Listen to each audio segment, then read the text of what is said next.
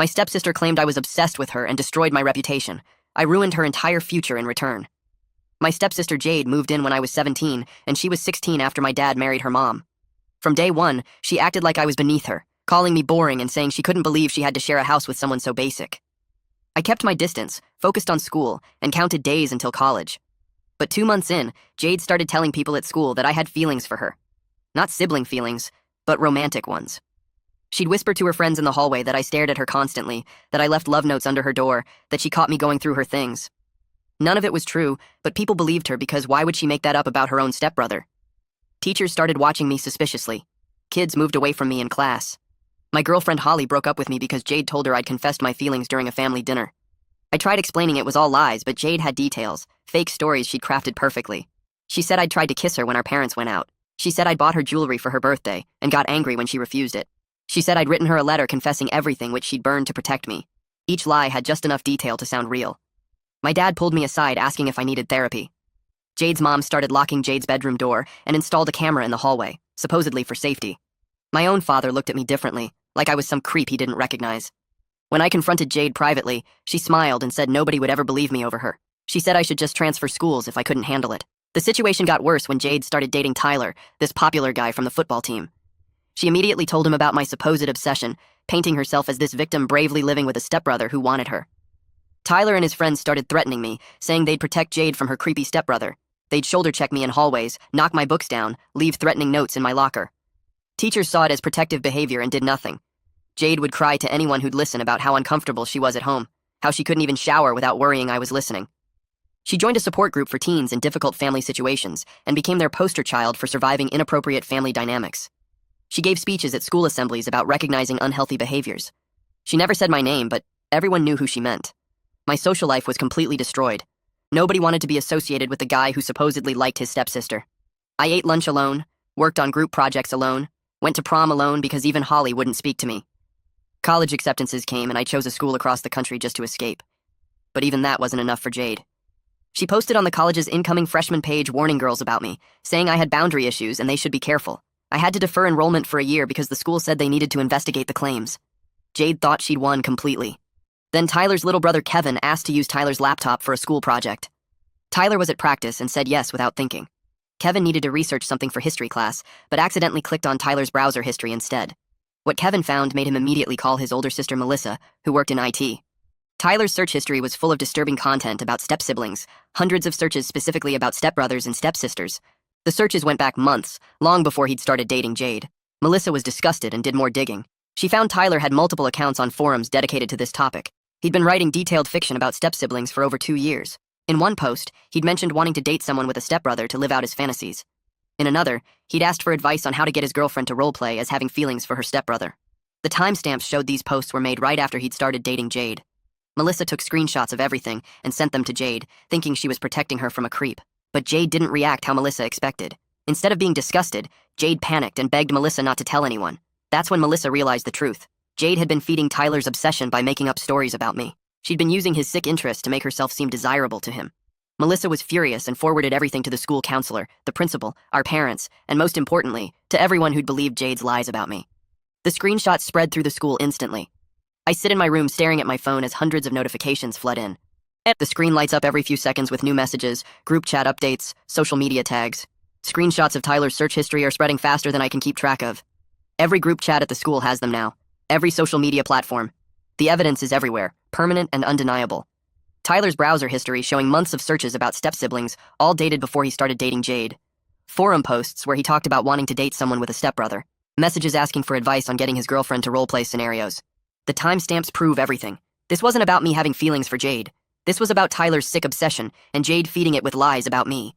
My hands shake as I scroll through messages from people who spent 2 years treating me like a creep. Classmates who moved away from me in hallways are now sending apologies. Teachers who watched me with suspicion are being called out in the comments. Someone made a whole thread documenting every lie Jade told with dates and witnesses. The support group she spoke to posted a statement saying they were deceived. Kids who believed her victim act are now calling her manipulative. I should feel relieved, but I mostly feel sick. 2 years of my life destroyed because Jade wanted to seem desirable to her boyfriend's twisted fantasy. 2 years of eating lunch alone, working on projects by myself, having my own father look at me like I was dangerous. All of it was planned. All of it was deliberate. The notifications keep coming and I can't stop reading them, even though each one makes my stomach hurt worse. Around midnight, my dad knocks on my door. I hear it but don't move at first. His voice comes through quiet and shaky in a way I've never heard before. He asks if we can talk. I tell him to come in, and he opens the door slowly like he's scared of what he'll find. His face looks 10 years older than it did this morning. He's seen the screenshots too. Everyone has seen them by now. He sits on the edge of my bed and tries to start talking, but his voice breaks. He finally understands what Jade did to me. I can see it in his eyes, the horrible realization that he believed her lies over my truth, that he pulled me aside asking if I needed therapy, that he let Monica install a camera in the hallway like I was some kind of predator in my own home. He starts apologizing, and I just sit there feeling too angry and exhausted to respond. Part of me wants to yell at him for not believing me sooner. Part of me wants to accept his apology and move past this. But mostly I just feel empty. The vindication I thought I'd want doesn't make anything better. It doesn't give me back 2 years. It doesn't undo the damage to our relationship. He keeps saying he's sorry, and I finally tell him I need time to process everything. He nods and leaves my room looking broken. I go back to staring at my phone because at least the notifications are something concrete to focus on. I barely sleep that night. Every time I close my eyes, I see Jade's smug smile when she told me nobody would believe me over her. I see Tyler's friends shoulder-checking me in hallways. I see my dad's disappointed face when Monica convinced him I was obsessed with Jade. So I stay awake, alternating between reading messages and feeling sick about everything. People who haven't spoken to me in 2 years are suddenly sending long apologies. They're explaining how convincing Jade was, how detailed her stories were, how they feel terrible now. But where were these people when I needed someone to believe me? Where were they when I ate lunch alone every day? Former friends are asking if I'm okay, if I want to hang out, if they can make it up to me somehow. I don't know how to respond to any of it. Around 3 in the morning, Holly sends a text that's paragraphs long. She says she should have trusted me, that she knew me better than to believe Jade's lies, that breaking up with me was the biggest mistake she ever made. She says she's sorry for the past 2 years, and she understands if I never want to speak to her again. I read it 3 times but can't bring myself to respond. What am I supposed to say? That it's okay she believed I confessed feelings for my stepsister during a family dinner. That I forgive her for refusing to even listen to my side. I put my phone face down on my nightstand and stare at the ceiling until morning light starts coming through my window. The next morning at the school, everyone stares at me differently. Not with suspicion anymore, but with this uncomfortable mix of pity and guilt that somehow feels worse. Kids in the parking lot watch me walk past and then immediately start whispering to their friends. In first period, the teacher can't make eye contact with me. She's one of the ones who watched me like a predator for 2 years, moving me away from other students during group work, keeping me after class to lecture me about appropriate boundaries. Now she won't even look at me while taking attendance. Between classes, people step aside to let me through the hallway like I'm someone important, instead of someone they spent months treating like garbage. A girl from my English class stops me to apologize for believing Jade. She's crying while she talks about how convincing the stories were, how she feels terrible, how she should have questioned things more. I tell her it's fine, even though it's not fine at all. At lunch, I sit at my usual empty table, and 3 different groups of people ask if they can join me. People who used to move to different tables when I sat down now want to eat lunch together. I say no to all of them, because I can't just pretend the past 2 years didn't happen. Teachers who reported me to the principal for making Jade uncomfortable now smile at me in the hallways like we're friends. I realize vindication doesn't erase anything. It doesn't undo being treated like a monster. It doesn't fix the damage or give me back the time I lost. The stares of pity feel almost as bad as the stares of suspicion did. Jade doesn't show up to the school. By lunch, the rumors are flying that her mom kept her home because she's having a breakdown. Someone heard she's been crying nonstop since the screenshots spread. Another person says she tried to delete all her social media, but people already saved everything. Kids are sharing old posts where she talked about being a victim, matching them up with dates that prove she was lying the whole time. Tyler's been suspended pending investigation into his behavior. The principal called his parents yesterday, and now he's banned from campus until they decide what to do with him. His former football buddies are suddenly acting like they barely knew him. The same guys who threatened me and knocked my books down are now telling anyone who'll listen that they always thought Tyler was weird. They're desperate to distance themselves from the scandal, pretending they weren't his best friends last week. Someone spray-painted something on Tyler's locker, and the janitor had to cover it up. Kids who defended Jade's victim story are now posting apologies and deleting their old comments. The whole social order at the school is shifting in real time, and I'm just watching it happen from the outside.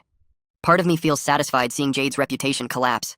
But another part feels weird about it because I know what it's like to have everyone turn on you at once, even if she deserves it way more than I ever did.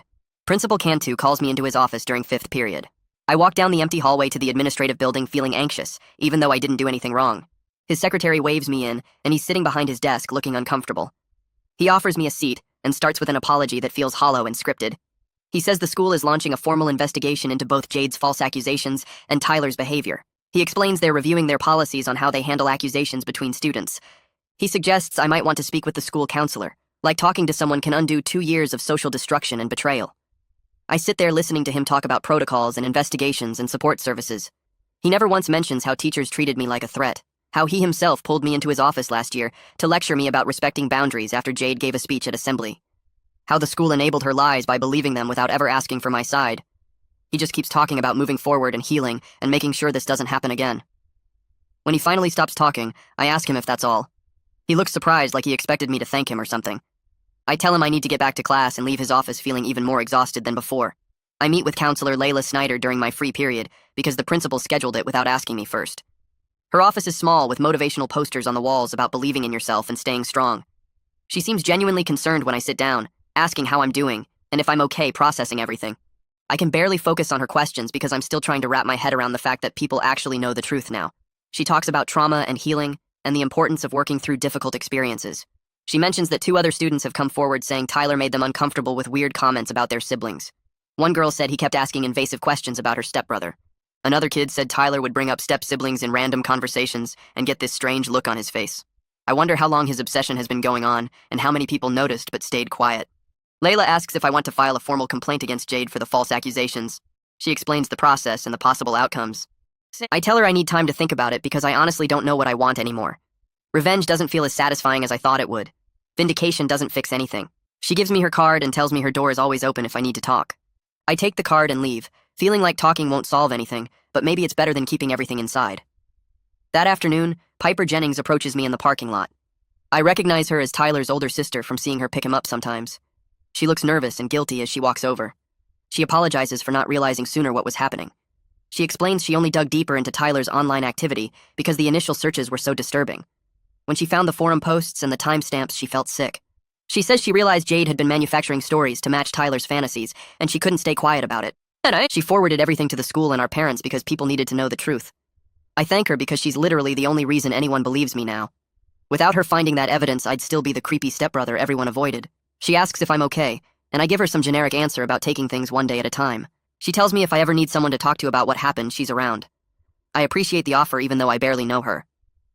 We talk for a few more minutes about Tyler's suspension and how her parents are handling everything. She says they're horrified by what they found and considering therapy for him. I don't tell her that therapy won't fix someone who spent years cultivating an obsession and using his girlfriend to act it out. We say goodbye, and I drive home feeling slightly less alone than I did this morning. By the end of the week, Jade's reputation at the school has completely collapsed. The same people who believed her victim act now call her manipulative and cruel. Someone made a list of every lie she told with evidence proving each one was false. Her former friends won't sit with her at lunch when she finally comes back to the school. Kids whisper and point when she walks down the hallway. Someone wrote something mean on her locker, and she had to get a teacher to help her clean it off. I watch it happen from a distance and feel this weird mix of satisfaction and discomfort. Part of me thinks she deserves every bit of social destruction she's getting. She did this to me on purpose, planned it out, enjoyed watching me suffer. But another part of me knows what it's like to be socially destroyed, and it's horrible even when you deserve it. I see her eating lunch alone at a corner table looking small and defeated. I see former friends turn away when she tries to talk to them. I see teachers watching her with suspicion now instead of sympathy. It's exactly what she did to me, but reversed. The satisfaction I thought I'd feel isn't as strong as the discomfort of watching someone go through what I went through, even if she earned it. Monica shows up at my bedroom door that night crying. I'm doing homework when I hear her knock softly. She asks if she can come in, and I tell her okay, even though I don't really want to talk to her. She sits in my desk chair and starts apologizing for not believing me, for the camera she installed in the hallway like I was some kind of threat, for taking Jade's side over mine without ever questioning her stories, for making me feel unsafe in my own home. She's crying hard, and her words come out broken and shaky. She says she never imagined her daughter could be so cruel, so calculating. She thought she was protecting Jade from an uncomfortable situation.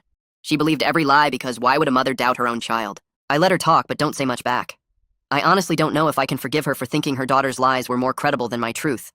For installing that camera. For looking at me like I was dangerous. She keeps apologizing and asking what she can do to make things right. I tell her I don't know because I really don't. Some things can't be fixed with apologies. Some damage is permanent. She eventually leaves my room still crying, and I go back to my homework feeling tired of everyone's guilt and apologies. The next morning, I find an email from the college admissions office sitting in my inbox with the subject line, "Application Status Update," and my hands start shaking before I even open it. I stare at my phone for 10 minutes, convinced they're about to officially reject me, that even with the truth coming out, they've decided I'm too much trouble. The email asks me to call their office during business hours to discuss my application status, which tells me nothing and makes my stomach hurt worse. I spend the entire day at the school unable to focus on anything, checking my phone between classes and trying to figure out what they want to say that requires a phone call instead of just an email. By the time I get home that afternoon, I've convinced myself it's bad news, that they're going to explain why they can't accept someone with this kind of drama attached to their name, even if I was the victim. I dial the number at exactly 4 o'clock, and a woman answers identifying herself as an admissions counselor named Mrs. Martin. She asks me to verify my student ID number and date of birth, then goes quiet for a second before telling me she wants to apologize on behalf of the college for deferring my enrollment without conducting a proper investigation. She explains they received multiple emails over the past week from students at my school, from Principal Cantu, and even from Piper explaining what actually happened and providing evidence of Jade's lies. The college reviewed everything, including the screenshots of Tyler's online activity and Jade's panic when confronted, and they've determined that the accusations against me were completely false. Mrs. Martin says they're reinstating my acceptance immediately and offering me priority registration for classes as an apology for the delay and stress they caused. I don't know what to say at first because I'd prepared myself for rejection, not for them to actually admit they were wrong and try to make it right. She asks if I still plan to attend in the fall, and I tell her yes, my voice coming out weird and tight because I'm trying not to cry on the phone with a stranger. We talk for a few more minutes about next steps, and she gives me her direct email in case I have any questions or concerns, then wishes me luck with the rest of my senior year. When I hang up, I just sit there on my bed staring at nothing, feeling this strange mix of relief and anger because they should have investigated properly in the first place instead of believing Jade's post without question. 3 days after the screenshots first spread, Jade finally comes back to the school, and I see her getting out of Monica's car in the parking lot looking smaller than usual. She walks toward the building with her head down and her backpack clutched tight against her chest like armor. I'm standing near my locker with a couple of people from my history class when she enters through the main doors, and I watch everyone's reaction in real time. Kids literally step aside to let her pass, creating this empty space around her like she's contaminated. Someone whispers loud enough for her to hear, and she flinches but keeps walking. Her locker is in the hallway near the science wing, and when she gets there, she stops dead, staring at the word liar spray painted across the metal in thick red letters. I'm far enough away that I can't see her face clearly, but I watch her shoulders collapse inward and her hand come up to cover her mouth. A teacher notices and hurries over asking who did this, already pulling out her radio to call maintenance. Jade doesn't answer, just stands there looking at the vandalism while students walk past staring and whispering. For just a second, I feel something that might be sympathy, because I know exactly what it's like to have everyone turn on you, to walk through these hallways knowing people are talking about you and believing the worst. But then I remember her smile when she told me nobody would ever believe me over her. Remember her giving speeches at assemblies about my supposed behavior. Remember her posting warnings about me on the college page, and the sympathy disappears. She did this to me on purpose, planned it out, enjoyed watching me suffer for 2 years. What's happening to her now is just the truth finally catching up, and she earned every bit of it. The teacher tries to comfort her, but Jade pulls away and walks quickly toward the bathroom, and I turn back to my locker feeling nothing but tired. That night, I'm in my room doing homework when I hear my dad's voice rising downstairs, loud enough that the words carry through the floor. Monica's voice answers back just as loud, and I realize they're fighting about Jade. I open my door and move to the top of the stairs where I can hear better without being seen. Monica is saying that Jade was manipulated by Tyler, that he took advantage of her age and used his obsession to control her into making up stories about me. Dad's voice cuts her off sharp and angry, asking how Tyler manipulated Jade into lying about me months before they even started dating. He brings up the journal entries that prove Jade planned this from the beginning, that she wrote about wanting to make me miserable because she resented sharing her mom's attention. Monica tries to argue that the journal doesn't prove anything, that teenage girls write dramatic things they don't mean, but Dad's not having it. His voice gets louder than I've ever heard it, saying Monica enabled Jade's lies for 2 years, that she installed a camera in the hallway, and locked Jade's door like I was some kind of predator, that she destroyed his relationship with his own son by choosing to believe her daughter over the truth. He says he can't forgive her for that, can't forgive how she made me feel unsafe in my own home. Monica starts crying and saying she was just trying to protect her daughter, that any mother would have done the same thing. Dad tells her that a good mother would have questioned her daughter's stories, would have looked for actual evidence instead of just believing detailed lies. He says their marriage is over, that he can't stay with someone who treated his son like a threat and refuses to take real responsibility for it. Monica's crying harder now, begging him not to do this, saying they can work through it with counseling. But Dad sounds done, completely finished, and he tells her she needs to start looking for a new place to live because he wants her and Jade out of the house. I back away from the stairs and return to my room, closing the door quietly. Part of me feels bad that their marriage is ending, but mostly I just feel relieved that Jade will be gone soon and our house can go back to being a place where I'm not constantly on edge. The next day, Holly approaches me in the cafeteria during lunch, walking over to where I'm sitting alone at a corner table. She asks if we can talk privately, and I agree, even though I'm not sure what I want from her anymore. We go outside to the courtyard where it's quieter, and she immediately starts crying, apologizing for believing Jade and breaking up with me. She says the stories were so detailed and convincing that Jade seemed genuinely scared and uncomfortable, and she didn't think someone would make up something that serious about their own stepbrother. Holly explains that she feels horrible about abandoning me when I needed support, that she should have trusted me enough to at least question Jade's version of events. She keeps saying she's sorry over and over, her face red and tears running down her cheeks.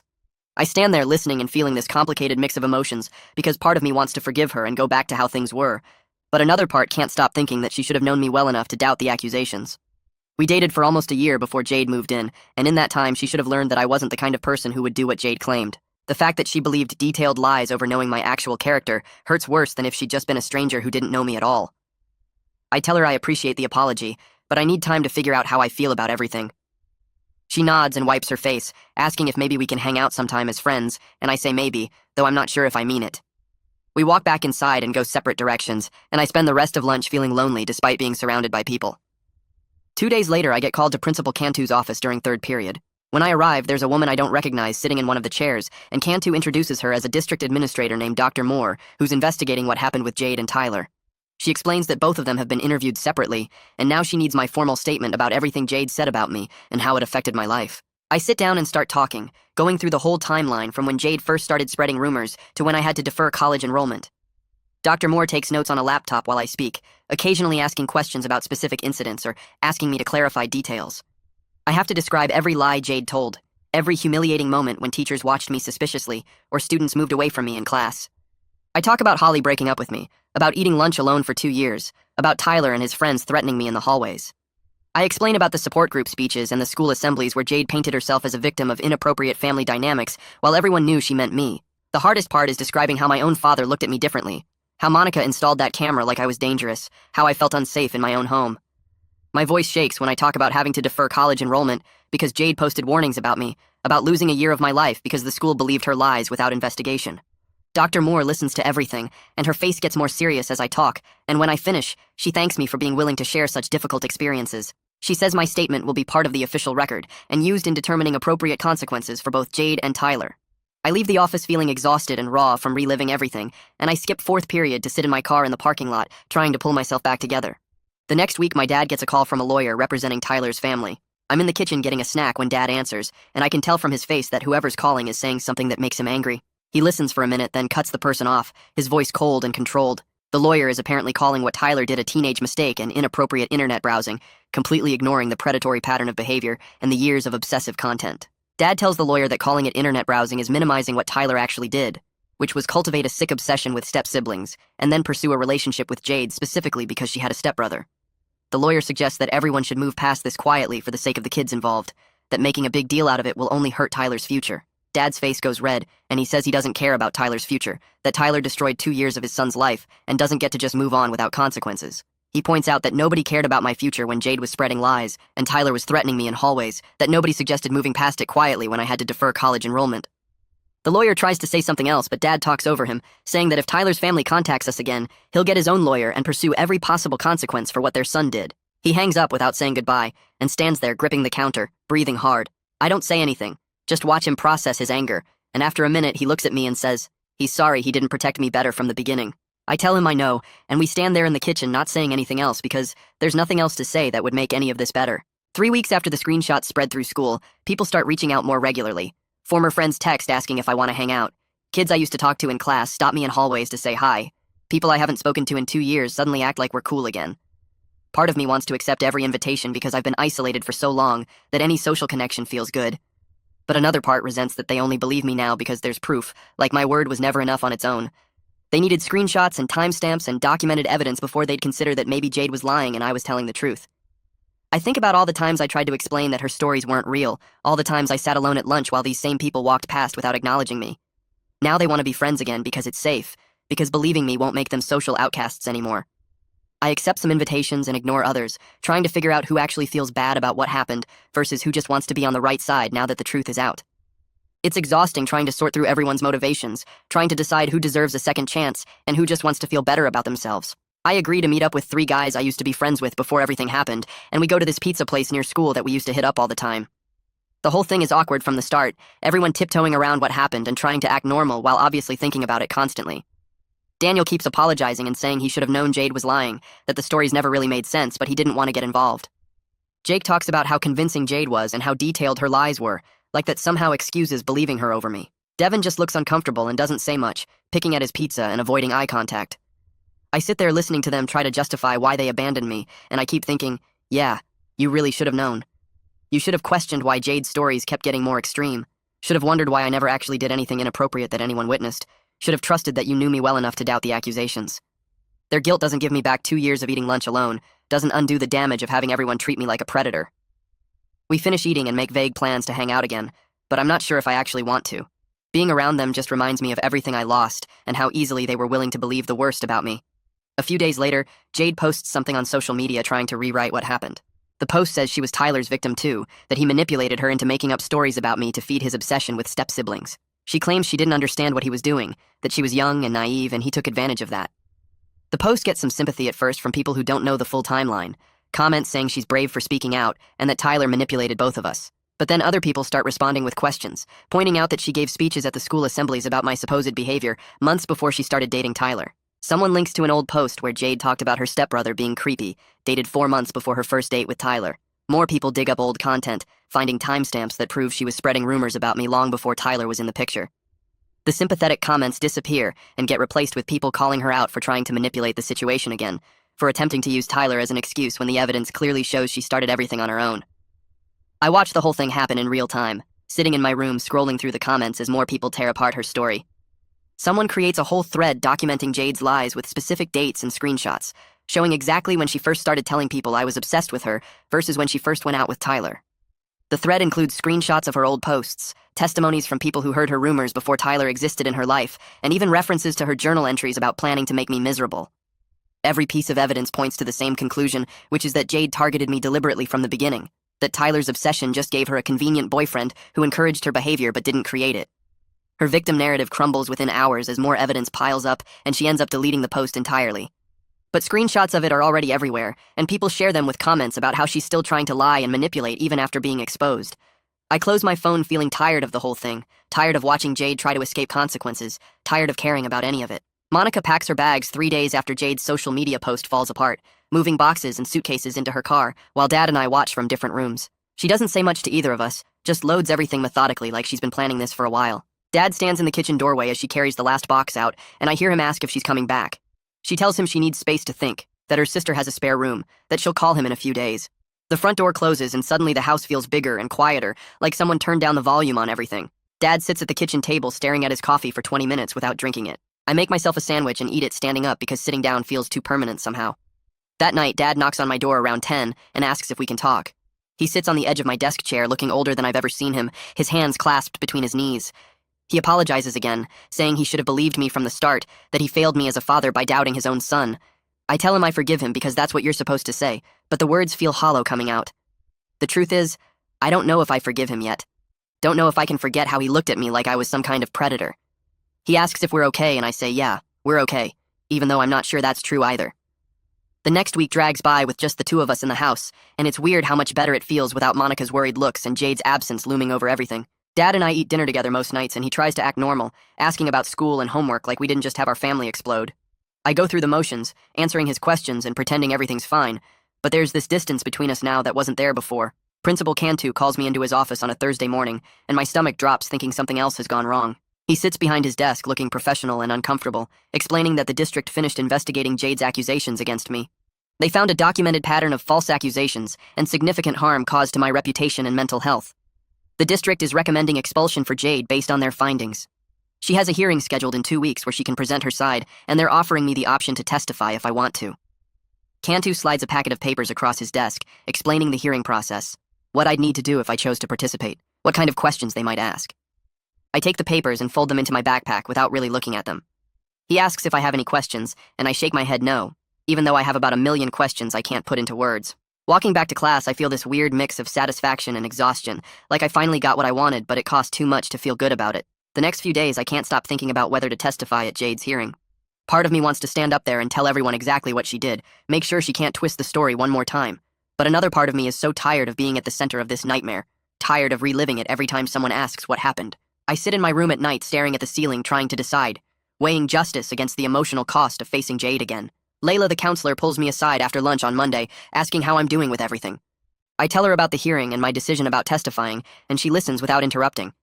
She suggests that speaking my truth might help with closure, that having my voice heard officially could be healing.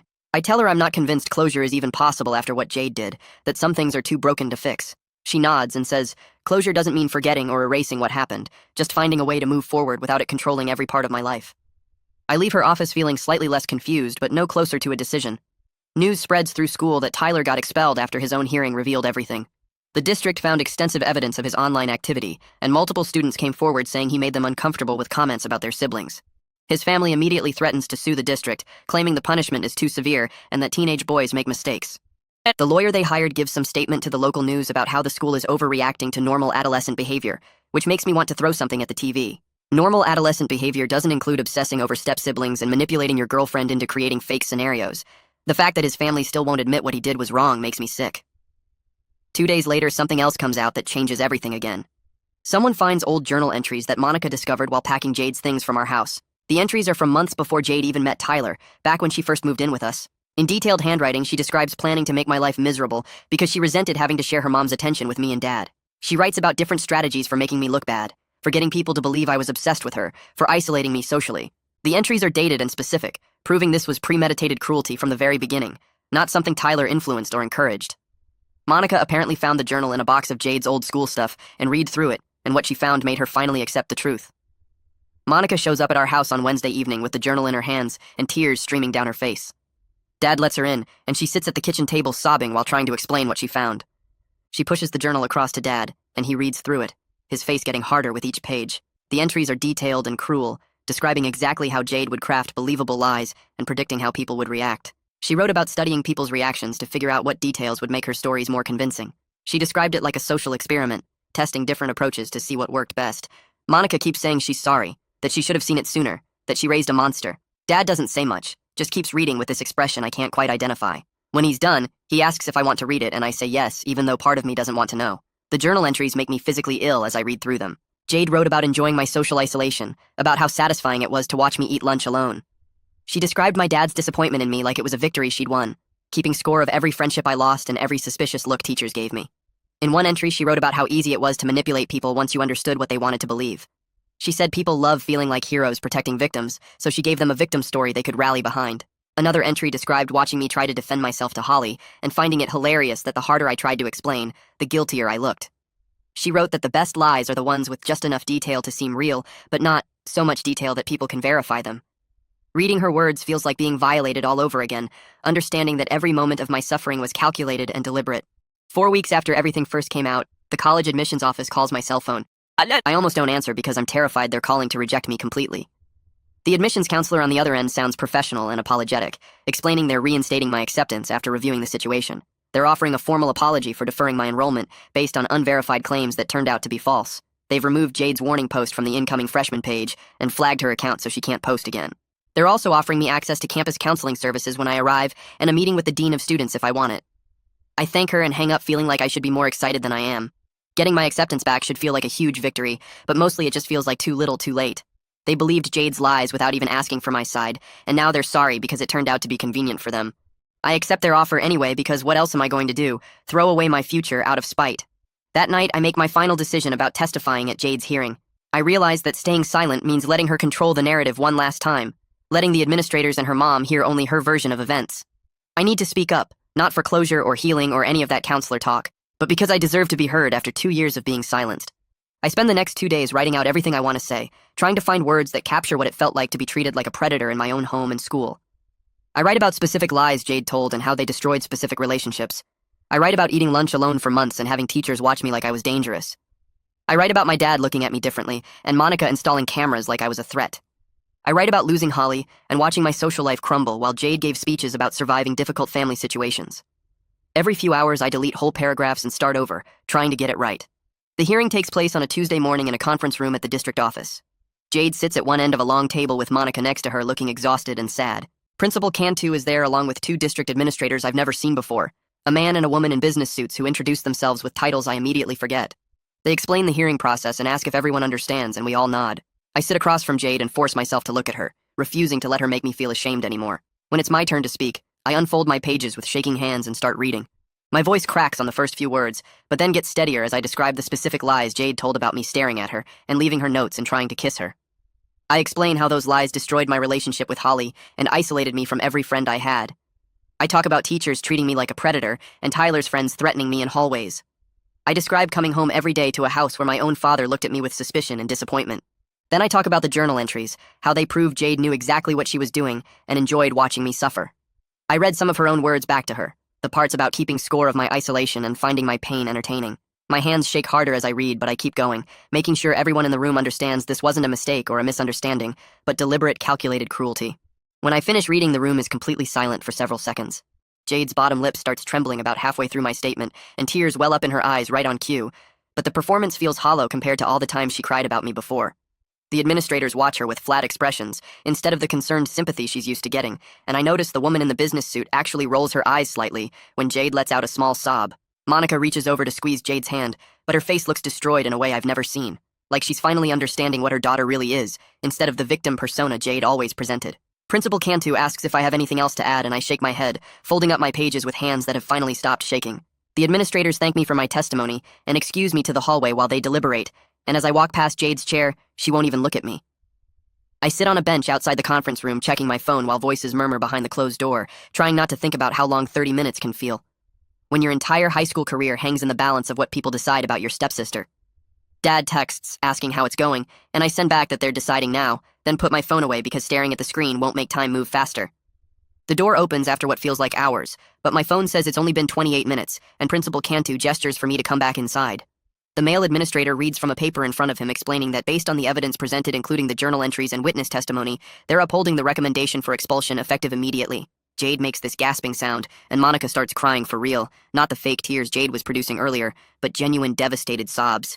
The administrator continues explaining that Jade is banned from all school property and school-sponsored activities, and that the expulsion will be noted on her permanent record, which colleges will see when she applies. Jade finally speaks up asking if there's any way to appeal, and the female administrator says she has the right to appeal to the full school board, but given the evidence they don't anticipate a different outcome. I watch Jade's face crumble as she realizes this is actually happening, that she's not going to talk her way out of consequences this time, and part of me feels vindicated while another part just feels exhausted. Monica asks if they can have a moment and the administrators agree, leaving the three of us alone in the conference room with Dad and Principal Cantu stepping out too. Monica turns to me with red eyes asking if I'm happy now that I've destroyed Jade's future, and I tell her that Jade destroyed her own future when she decided to lie about me for 2 years. Jade sits there silently picking at her fingernails while her mom tries to fight a battle she's already lost, and I realize I don't need to engage with Monica's guilt trip anymore. I walk out of the conference room feeling lighter than I have in months, despite the heaviness of what just happened. 5 weeks pass in this weird blur where life at home becomes increasingly tense as Dad and Monica barely speak to each other except about logistics. Dad finally sits me down one evening and tells me he's filing for divorce, explaining that he can't stay married to someone who enabled their daughter to destroy his son's reputation and refuse to see the truth. Monica apparently isn't fighting the divorce according to Dad, and they've worked out an agreement where she and Jade will move out by the end of the month. I feel this massive wave of relief hearing that Jade will finally be gone from my house, that I won't have to see her face every morning or worry about what lies she's spreading. Dad looks sad when he tells me about the divorce, even though he's the one who initiated it, and I understand that losing a marriage sucks even when it's necessary. The next few weeks involve Monica and Jade packing up their stuff while trying to avoid me completely, boxes appearing in hallways and rooms slowly emptying of their belongings. Holly texts me out of nowhere asking if we can meet up to talk, and I agree to meet her at the coffee shop near school, even though I'm not sure what she wants. She shows up looking nervous, and immediately launches into this long explanation about how she never stopped caring about me and wants to try dating again if I'm willing. I listen to her talk about how she regrets believing Jade and how she should have trusted me, and when she finally stops, I tell her honestly that I don't know if I can trust her the same way anymore. Holly's face falls, but she nods like she expected that answer, and we sit in uncomfortable silence for a minute before I suggest we could try taking things slow and seeing what happens. She agrees quickly and reaches across the table to squeeze my hand, and even though the gesture feels familiar, it also feels different somehow, like we're starting from scratch instead of picking up where we left off. The moving truck shows up on a Saturday morning, and I watch from my bedroom window as Monica and Jade load boxes and furniture, neither of them looking up at the house like they can't wait to leave. Dad helps carry some of the heavier items looking grim and tired, and by early afternoon their stuff is gone, and the house feels strange with all the empty spaces. Jade and Monica drive away in Monica's car without saying goodbye to either of us, and I feel this huge weight lift off my shoulders knowing I won't have to see Jade in the hallways or at the dinner table anymore. Dad orders pizza for dinner and we eat in the living room watching a movie neither of us really pays attention to, just existing in the space that finally feels like ours again. He tells me the house feels different already, lighter somehow despite the sadness of the divorce, and I agree completely because home stopped feeling like a battlefield the second Jade's car pulled away. Over the next week, word spreads through school that Jade's been expelled, and my college acceptance got reinstated, and suddenly people want to talk to me again like I'm not radioactive anymore. Old friends reach out asking to hang out, kids I barely know stop me in hallways to say they never believed Jade's stories, and everyone wants to hear my side of what happened. Part of me is pissed that I have to explain myself after 2 years of being ignored and isolated, but another part feels good finally being heard instead of dismissed. I end up telling the story multiple times to different groups of people, and each time I tell it I feel a little more vindicated and a little more angry about the time I lost. Some people apologize for not speaking up sooner, or for believing Jade without question, and while their apologies don't give me back 2 years of my life, hearing them admit they were wrong helps somehow. 6 weeks after the screenshot spread and everything exploded, I hear through mutual friends that Tyler's family is moving to another district to give him a fresh start. The news pisses me off because Tyler gets to escape the consequences of his actions, while I'm still dealing with the aftermath every single day. My friend Daniel tells me Tyler's already telling people in his new district that he was the victim of a witch hunt at our school, spinning some version of events where he did nothing wrong and got persecuted anyway. I want to be surprised that Tyler won't take responsibility, but honestly I'm not, because people like him never think they're the problem.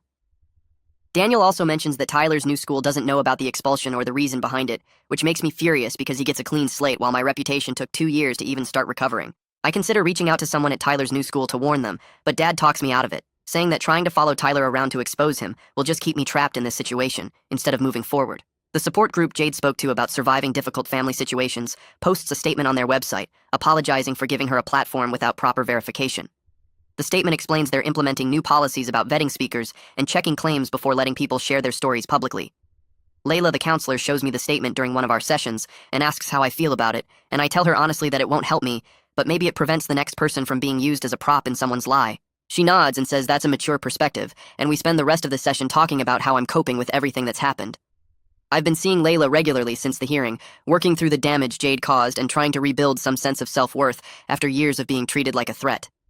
She helps me understand that Jade's actions say everything about her character and nothing about mine, which makes sense logically, but believing it emotionally is way harder.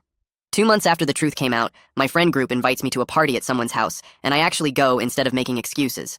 The party is small with maybe 20 people, mostly kids I used to be friends with before Jade destroyed my social life. People treat me normally instead of with suspicion or pity, making jokes and including me in conversations like I'm just another person there to have fun.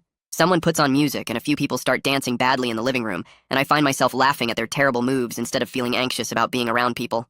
Holly shows up later with some of her friends and sits next to me on the couch, and we talk easily about random stuff without the weight of everything that happened crushing every interaction. Daniel challenges me to a video game tournament, and I accept even though I haven't played in months, and losing badly to him somehow feels good, because it's normal teenage stuff instead of trauma and consequences. Around midnight, people start heading home, and I realize I actually had fun for the first time in what feels like years. The drive home with Dad, who picked me up because I'm not an idiot about drinking and driving, feels peaceful as I tell him about the party, and how good it felt to just be normal for a few hours.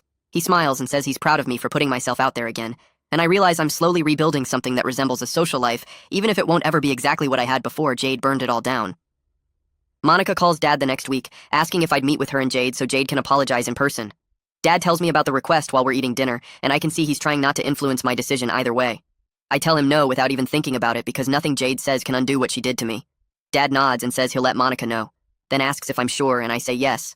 I don't owe Jade forgiveness or closure just because she wants it now. He makes the call that night, and I hear Monica's voice get loud through the phone before Dad hangs up. The school year keeps going, and I focus on maintaining my grades for college while dealing with my complicated feelings about everything. Some days I wake up angry about the 2 years I lost to Jade's lies and Tyler's threats. Other days I'm just relieved people finally know the truth, and I can walk through hallways without everyone treating me like a predator. Most days I feel exhausted from carrying all of it, like the vindication came but it didn't fix the damage already done. I study for tests and turn in assignments and participate in class discussions, going through the motions of being a normal senior while processing everything underneath. Teachers treat me carefully now, almost too nice, like they're trying to make up for believing Jade without question. Holly texts me asking if I want to grab coffee after school, and I say yes, even though I'm nervous about it. We meet at this place near campus and talk about random stuff for a while before she brings up what happened. She apologizes again for not trusting me, and I tell her I understand why she believed Jade because the lies were detailed and convincing. We go on a few more dates over the next couple weeks, and there are moments that feel like old times, laughing at stupid jokes and finishing each other's sentences. But there's also this new awareness between us about broken trust that wasn't there before. We're both trying to figure out if we can build something new or if too much damage was done. I honestly don't know the answer yet, and I tell her that during one of our dates. She says she doesn't know either, but wants to try, which feels fair enough. I hear through friends that Jade is attending a different high school in her new district after Monica and her moved out. Apparently she's telling people there she had to transfer because of family problems, still not being honest about what she actually did. The fact that she can't own up to her actions even now makes me angry, but I'm also relieved she's not my problem anymore. Her lies are someone else's issue now, and I can focus on finishing senior year without her presence poisoning everything. 3 months after everything came out, I get a thick envelope in the mail from a law office. Inside is a letter from Tyler's lawyer threatening legal action if I continue to defame Tyler by discussing what happened. The letter uses big words and official language to basically say, I need to shut up or they'll sue me. Dad reads it and gets immediately angry, saying Tyler's family is trying to intimidate me into silence. He contacts a lawyer friend who looks at the letter and laughs, explaining it's an empty threat meant to scare me. Our lawyer sends back a response telling them to back off and reminding them that truth is an absolute defense against defamation. Nothing comes of it after that, but the fact that Tyler's family is still trying to protect him instead of making him face consequences pisses me off. Principal Cantu calls me down to his office one afternoon and asks if I'd be willing to speak to the school board about implementing better policies for investigating accusations between students. He explains they want to prevent situations like mine from happening again and thinks my perspective would be valuable.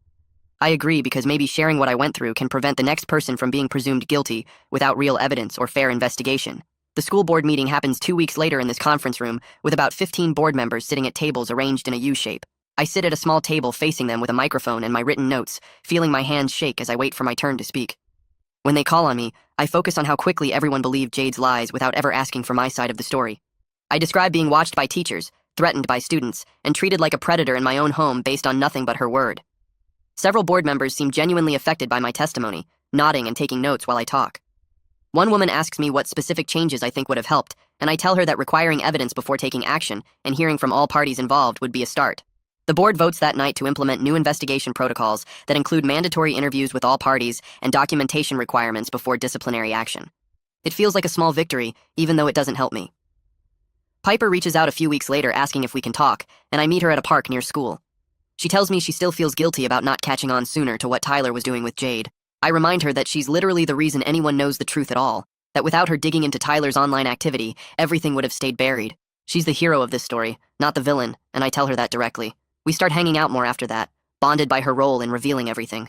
She's easy to talk to, and doesn't treat me like I'm fragile or broken, which I appreciate more than she probably realizes. 10 weeks after the screenshots spread through school, I receive a formal letter from the school district on official letterhead. The letter acknowledges they failed to properly investigate Jade's claims before treating me as guilty. It includes an apology and an offer to expunge any disciplinary notes from my record, plus provide a letter explaining the situation to colleges.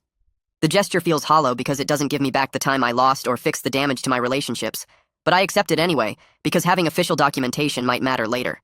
Dad helps me draft a response accepting their offer and requesting the explanatory letter be sent to my college. Spring break approaches, and I make plans to visit my college campus to get familiar with the layout and meet with the counseling services they mentioned. Dad offers to come with me and turn it into a road trip, just the two of us driving across state lines and staying in hotels.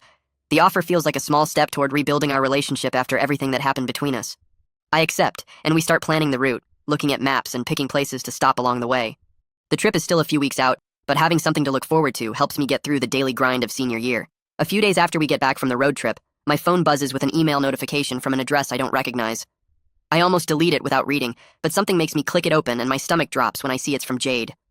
The subject line says, "Please read this," and the message itself is massive, paragraphs and paragraphs of text that I start scrolling through without really processing. She writes about how sorry she is, how she never meant for things to go as far as they did, how she was dealing with her own insecurity about the divorce and our parents getting married. She claims she felt invisible and unwanted, that making up stories about me was her twisted way of getting attention and feeling important. The email goes on forever, explaining how she got caught up in the lies and couldn't figure out how to stop without admitting what she'd done. She writes that she understands if I never forgive her, but she needs me to know she regrets everything. Near the end, she asks if we can talk, maybe meet somewhere neutral so she can apologize in person and try to make things right.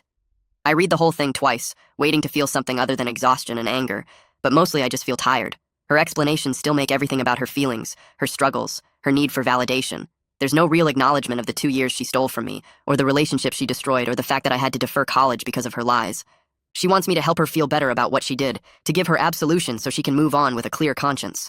I hover my cursor over the reply button for maybe 30 seconds before clicking delete instead. The email disappears from my inbox and I close my laptop, deciding right then that I'm done giving Jade any space in my head. Her need for forgiveness isn't my responsibility, and I don't owe her closure or peace of mind. Whatever she needs to work through about her actions, she can do it without me. The college campus visit happens 2 weeks later, and Dad drives us across 3 states, stopping at random roadside attractions and eating at diners along the way. We don't talk much about Jade or Monica or anything heavy, just focus on the trip itself and making new memories that aren't connected to all the bad stuff. When we finally pull up to the campus, I feel this weird flutter in my chest, seeing the brick buildings and students walking around with backpacks. Dad parks and we spend the afternoon walking around, checking out the student center and the library and the dorms where I'll be living. Nobody here knows anything about me or what happened with Jade. I could be anyone. Just another incoming freshman excited about starting college. We meet with someone from the counseling center who walks me through the services they offer and gives me information about support groups and therapy options. She's nice and doesn't push too hard, just makes it clear that resources are available when I'm ready. By the time we leave campus that evening, I'm actually feeling excited instead of anxious. Being in a place where my history with Jade doesn't define me feels like breathing fresh air after being stuck in a smoky room. I can build whatever identity I want here, be whoever I want to be without the weight of being her victim following me around. Dad notices my mood shift and smiles, saying he's proud of how I'm handling everything. We grab dinner at a burger place near campus, and I catch myself laughing at one of his dumb jokes, realizing it's been months since I felt this light. Holly texts me a few days after we get back asking if we can meet up and talk. I agree, and we decide on a coffee shop halfway between our houses, somewhere neutral where we used to hang out before everything fell apart. She's already there when I arrive, sitting at a corner table with 2 drinks in front of her. She slides one toward me when I sit down, and I recognize it as my usual order, which makes me feel weird because it means she remembered. We make small talk for a few minutes about college plans and graduation coming up, dancing around the real reason we're meeting. Finally, she takes a breath and says, "We need to be honest about where we stand." I nod and wait for her to continue. She tells me she's thought a lot about us getting back together, about whether we could go back to what we had before Jade's lies destroyed everything. But she's realized too much has changed, that the trust we had is broken in ways that can't be fixed just by knowing the truth now. I feel relieved hearing her say it because I've been thinking the same thing, but didn't want to be the one to end things completely. I tell her I understand, and that I've been struggling with the same doubts about whether we could ever get past what happened. She reaches across the table and squeezes my hand, saying she still cares about me and wants to stay friends if that's possible. I squeeze back and tell her I'd like that maybe someday when we've both had time to heal, we can figure out if there's still something there. But right now, we both need to focus on moving forward separately, instead of trying to force something that might not work. We finish our coffee talking about lighter things, and when we leave I feel sad, but also like we made the right choice. Sometimes caring about someone means letting them go, instead of holding on to something that's already broken. A week later, I'm sitting at my desk staring at the acceptance letter from the college that reinstated my enrollment. I've been putting off making the final decision because part of me is still angry that they doubted me in the first place, that they took Jade's word and made me defer for a year without really investigating. But another part of me knows that holding on to that anger means staying stuck in the past instead of moving forward. Dad knocks on my door and comes in without waiting for an answer, sitting on the edge of my bed and asking if I've decided yet.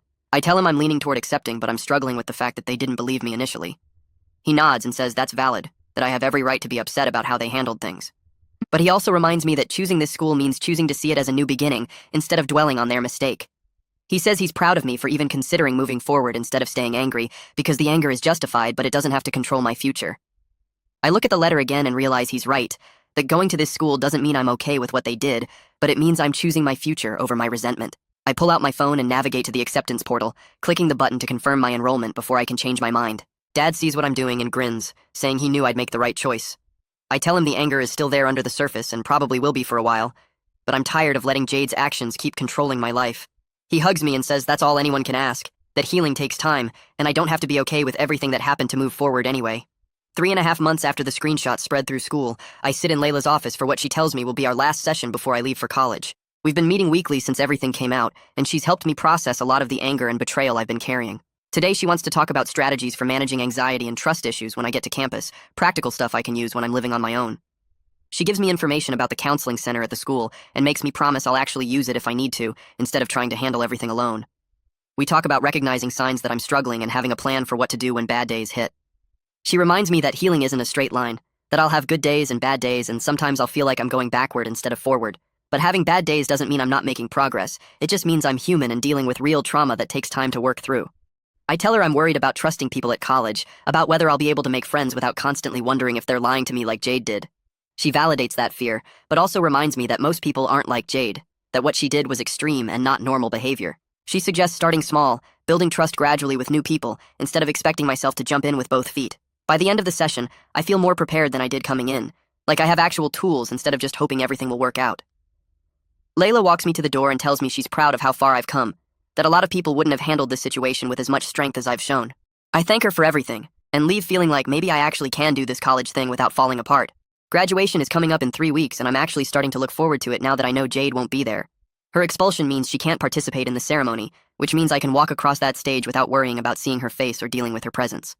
A few people ask me if I feel bad about her missing graduation, if I think the punishment was too harsh considering she's still just a kid who made mistakes. I tell them honestly that I don't feel bad at all, that Jade made deliberate choices over 2 years that destroyed my reputation and nearly ruined my future. Missing graduation is a consequence of those choices, and that's not on me. Some of them look uncomfortable with my answer, like they expected me to be more forgiving or sympathetic, but I'm done pretending to feel things I don't feel just to make other people comfortable. Jade knew what she was doing when she spread lies about me, and she kept doing it even after she saw the damage it caused. She gave speeches about me at the school assemblies and posted warnings about me on college social media, knowing it would hurt me. The fact that she's facing real consequences now doesn't make me cruel or vindictive. It makes the world slightly more fair than it was before. I focus on picking out what I'll wear to graduation and making plans with friends for after the ceremony, choosing to celebrate my own accomplishments instead of worrying about Jade's feelings. Dad asks me one evening if we can talk about everything that happened with Monica and Jade. We're sitting in the living room after dinner, and I can tell he's been working up to this conversation for a while. He starts by apologizing again for not believing me sooner, for letting Jade's lies poison our relationship and make him doubt his own son. I let him talk without interrupting because I can see he needs to get this out. He says he keeps replaying moments in his head where he should have questioned Jade's stories, times when her accusations didn't quite add up, but he ignored his instincts because he wanted to believe his new family was working. He admits he was so focused on making things work with Monica that he failed to protect me from Jade's manipulation. When he finally stops talking, I tell him the truth, that I'm working on forgiving him, but our relationship changed when he doubted me. The fact that he believed I could do the things Jade accused me of hurt almost as much as the accusations themselves. I tell him rebuilding trust between us will take time, that I can't just flip a switch and forget how it felt to have my own father look at me like I was a predator. He nods with this sad understanding on his face, saying he knows he doesn't deserve easy forgiveness, and he's willing to put in whatever work it takes to earn back my trust. I appreciate that he's not making excuses or asking me to get over it faster than I'm ready to. We sit in silence for a few minutes before he asks what he can do to start rebuilding things. I tell him he's already doing it by listening and acknowledging what he did wrong, that time and consistency will do the rest. My aunt calls me out of the blue saying she heard about what happened with Jade and wants me to know she's here if I need to talk. I'm surprised because we've never been super close, but I appreciate the gesture. She tells me she always thought Jade's stories seemed off, but didn't want to cause family drama by questioning them publicly. I feel this flash of anger hearing that because it means she had doubts, but stayed silent while I was destroyed. I ask her why she didn't say something, why she let me go through 2 years of hell if she suspected Jade was lying. She gets quiet for a second before admitting she didn't want to rock the boat, that she figured if the stories were true, then questioning them would make things worse, and if they were false, then the truth would come out eventually anyway. I tell her that logic is exactly why Jade got away with it for so long, because people like her chose family peace over standing up for what was right. She apologizes and says she should have spoken up, that she'll regret staying silent for the rest of her life. Other family members start reaching out too, cousins and uncles and my grandparents, all saying they're proud of how I handled things and they're here for support. Some of them admit they also had doubts, but didn't know what to do about them. I realize how many people stayed silent instead of questioning Jade's narrative, how her lies worked partly because people didn't want to believe a teenage girl would make up something so serious. Their support now feels too late, but I accept it anyway because holding grudges against everyone who failed me would be exhausting. 4 months after everything exploded, I go to prom with a group of friends and actually have a good time. We rent a limo and take pictures at someone's house before heading to the venue.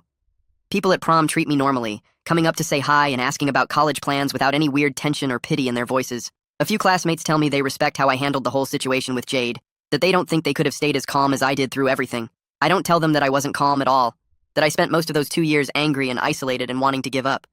But I appreciate the sentiment anyway because it feels validating after spending so long being treated like a problem. We dance and take more pictures and eat the mediocre food they're serving, and for a few hours I'm just a normal high school senior at prom, instead of the guy whose stepsister destroyed his life. My friends make jokes and we laugh too loud, and someone spills punch on their dress. Walking out at the end of the night, I feel lighter than I have in months, like maybe I'm finally becoming myself again instead of just surviving. I hear through mutual friends that Jade didn't get accepted to any of her top choice colleges because her expulsion is on her permanent record. Apparently she applied to 7 different schools and got rejected from all of them, with a few specifically citing disciplinary concerns in their rejection letters. Part of me feels satisfied hearing that her actions had real consequences that will follow her beyond high school.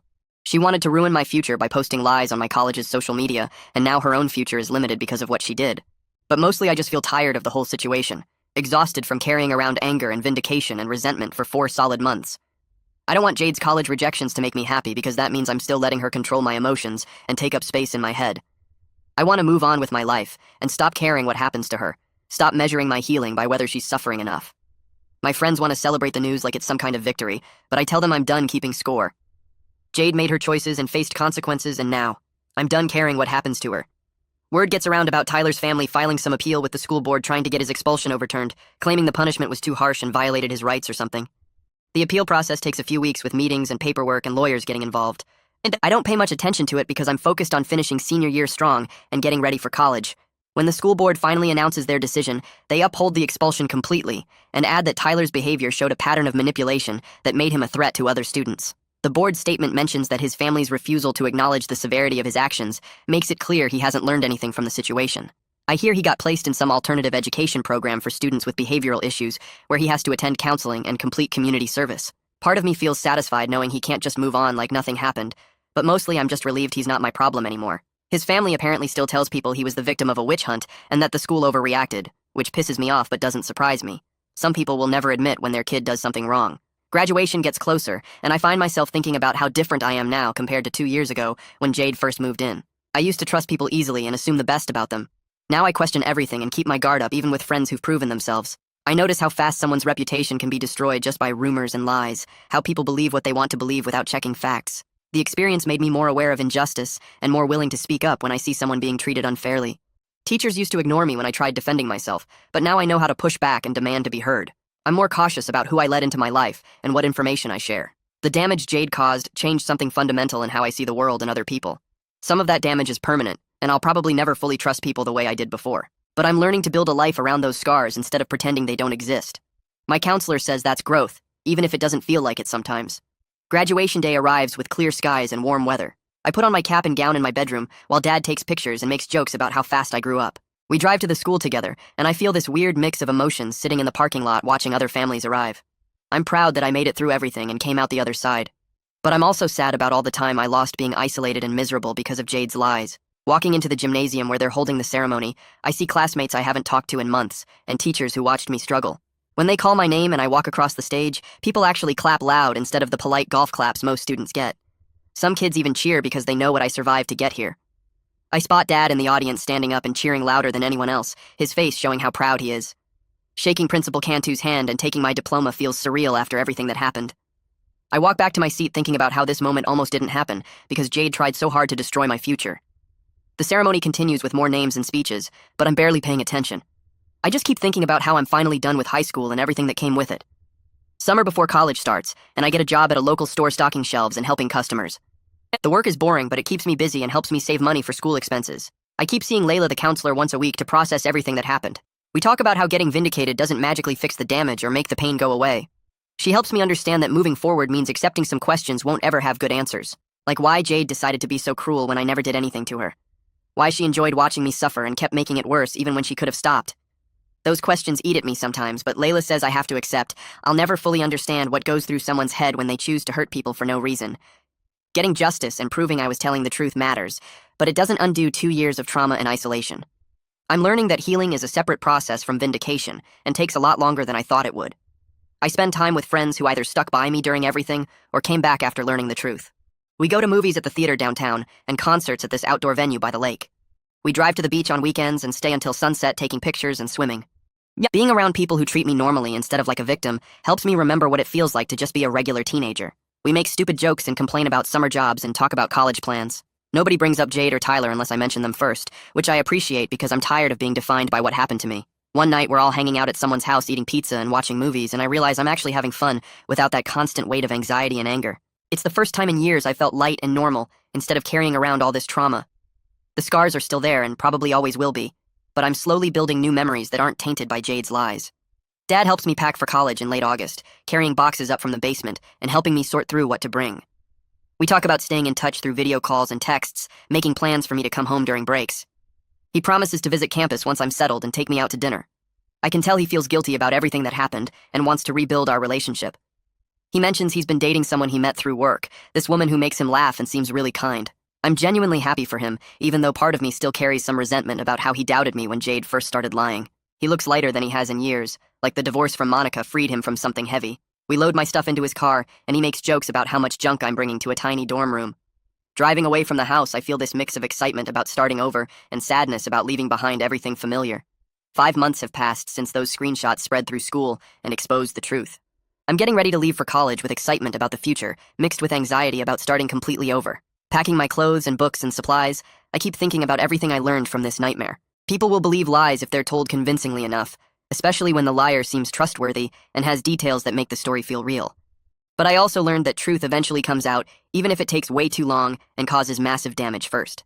The timing sucks because I lost 2 years of my life being treated like a predator, but at least people know now that Jade was lying the whole time. I'm leaving for school knowing that some people still probably believe her version or think the whole situation was blown out of proportion, but enough people know the truth that I can move forward without that weight of false accusations hanging over me constantly. I arrive at college on a sunny afternoon with Dad helping me carry boxes up 3 flights of stairs to my dorm room. My roommate hasn't shown up yet, so I pick the bed by the window and start unpacking. Dad hugs me goodbye and tells me he's proud of me for getting through everything and making it here. After he leaves, I sit on my bed looking around the empty room and thinking about how this is my chance to build a life that isn't defined by what Jade did to me.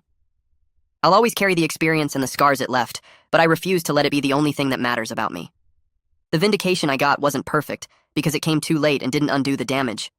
But it was enough to prove I wasn't crazy or lying, that everything I said about Jade was true. Sometimes that has to be sufficient to move forward and build something new. I unpack my clothes and set up my desk, ready to start this next chapter.